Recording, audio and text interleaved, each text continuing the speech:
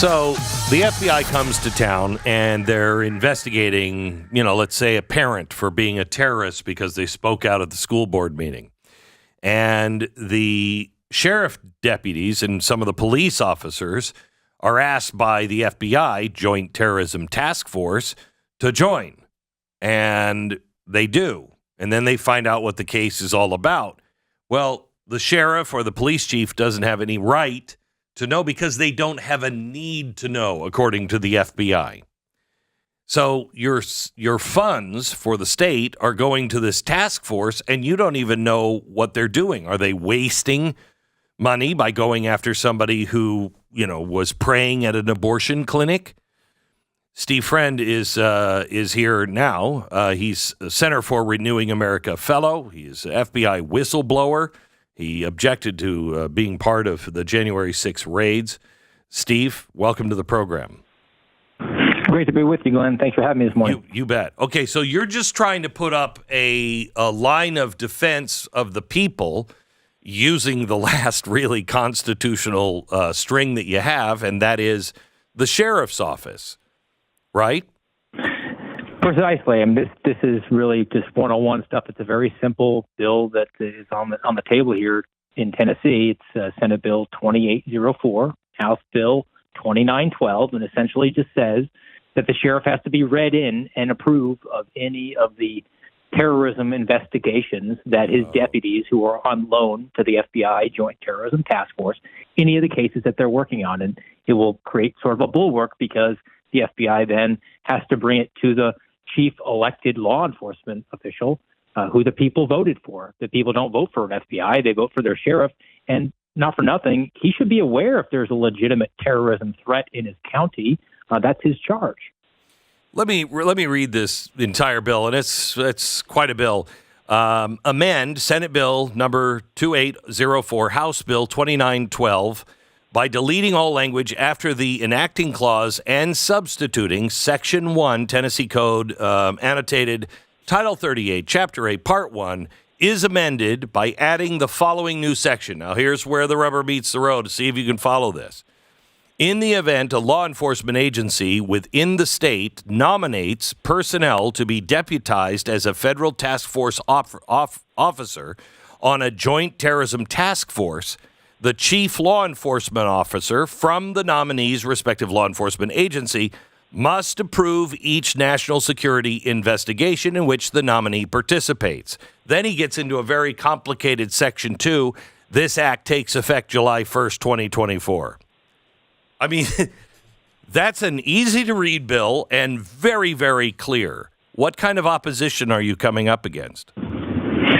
Well, unfortunately, the Tennessee Department of Safety and Homeland Security, which is an arm of the governor's office, has opposed us on every avenue here with this. And the communications we've received from them is they don't feel that sheriffs are entitled to know about what they work with the FBI on. So they're all in for the federalization of law enforcement, which is pretty aconstitutional from any conservative standpoint. So what is their excuse for saying the sheriff, the only elected enforcement in the whole group here, how come the sheriff doesn't have a right to know? They believe that it will impede their ability to work with the FBI. I think that the FBI is a pretty symbiotic relationship with a lot of these state-level agencies. The Tennessee Bureau of Investigations has expressed opposition as well to us doing this. And I think that they are in with the FBI, and the FBI gives them the goodies, and they get the credentials, and they are all in for what's going on at a higher level. And it's the nature of, as you move up the chain of command within our government structures, you sort of feel like the plebeian swine at the lowest level, even if it's a sheriff, isn't entitled to know what you are working on from on high, which is opposing anything that we expect of our law enforcement agencies. I mean, we want to keep the community safe, and we elect the sheriff to do that. We elect him to bring crime down, to confront terrorism. And if he's unable to do that because he doesn't have a need to know from the FBI's perspective, he's unable to fulfill that charge, and he can't do his job. And we should not be at a state level paying deputies or police officers using those funds that the taxpayers provide to the state to go and do the bidding of the federal government, and we don't have any oversight of it. We've disempowered local law enforcement. And if you want to make the argument that we're all about supporting police and we don't want to defund the police, this is empowering local police where it really matters. So is this mainly to stop the people that are praying, at the abortion clinic, or the abuse of parents who are called terrorists?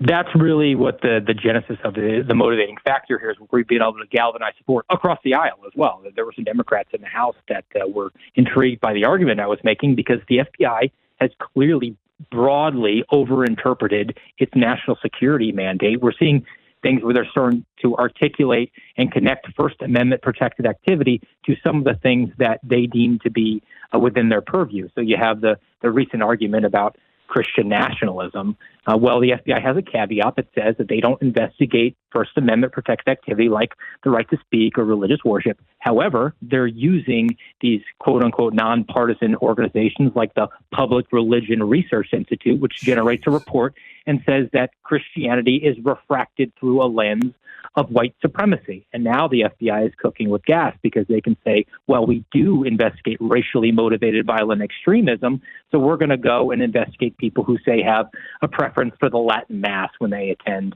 at their parish, and recruit people to inform on them so that we can open assessments on them as anti-government extremists. And this, hopefully, the sheriffs are open to, investigations on actual terrorism, no matter who it's from, no matter which side it's from, but actual terrorism. And this would protect the people. It would not allow the sheriff, however, to alert the people or stand alongside the people if they're being investigated for praying at church. It just means nobody's going to be using local or county or state money to help on that. Right? Yes, and I think as a sheriff who's elected by the people, if the FBI says, well, we want your deputies as task force officers here to work on investigating a mom at a school board, and the sheriff opposes that, he'll pull his people out. And I would imagine he would be rather loud about that and let his people know that the FBI is doing something, even if it violates a security clearance, because that's an inappropriate investigation. I would hope that a constitutional sheriff would focus on that rather than a mere clearance, as many whistleblowers have lost theirs for transient reasons within our federal government. Well, as our government has lost control of the police force, the federal police force, the only elected law enforcement official is your sheriff. And when you're going in to vote for a sheriff, you better ask him, who do you work for? And what does that mean? What happens if the FBI comes in and they, are doing an investigation on parents at the school board? Where do you stand on that? You have to have serious conversations with your sheriff. If you have a sheriff up for election, they are critical to this. Now, in Tennessee, you're trying to pass this. When does it go up, and how can we help? Oh, thank you for this. So the Senate Judiciary Committee is actually taking this under consideration today at 2 p.m. Eastern Time. They will be looking at it. And then the House is looking at it, and that's Senate Bill 2804, House Bill 2912, and the House Criminal Justice Subcommittee is taking this up tomorrow. So if folks in Tennessee or around the country want to reach out to the members of those respective committees to express support for this, that would be a huge help. I mean, this audience, my friend Garrett O'Boyle felt the weight of this audience when we were here talking about his store. He had more sales in 2 days than he had in the entire history of his store. So I know the Glenn Beck audience is down to support this sort of initiative. Yeah, and they also just got a very important initiative passed in Tennessee, I think here recently. This audience is really, truly amazing. Okay, so if you are in Tennessee, you want to call the Tennessee Senate. It's in committee tomorrow. What committee is it? The Senate is today. The Senate Judiciary Committee is having this at 2 o'clock Eastern. And tomorrow, the House has it in front of a subcommittee under the Criminal Justice Okay. Subcommittee of Criminal Justice, that's tomorrow. That's the House. You can call them today. And the Senate Judiciary Committee is meeting at 2 p.m. today, so you want to call them.